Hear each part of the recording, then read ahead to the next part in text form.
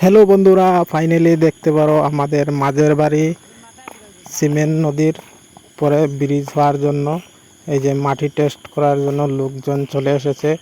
তো এখন এই যে পার্লিং করে মোটামুটি এখানে মাটি টেস্ট করা হবে।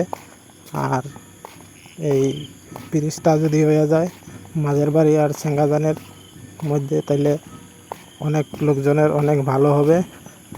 আশাবাদী মাটি টেস্টটা যাতে সফল হয় আর ভালোভাবে আমাদের ব্রিজটা যাতে কাজ হয়ে যায়। মাঝের বাড়ি আর সেঙ্গাজানের মধ্যখানে যদি ব্রিজটা হয়ে যায় তাইলে আমাদের এই দিকের লোকের অনেক সুবিধা হবে। তাই সবাই আশা করতেছে ব্রিজটা তাড়াতাড়ি কাজ শুরু হয়, তাইলে অনেক ভালো হবে। আর আমার পেজে নতুন হয়ে থাকলে ফলো করে দিবা, আর ইউটিউব থেকে দেখলে সাবস্ক্রাইব করতে ভুলবা না বন্ধুরা।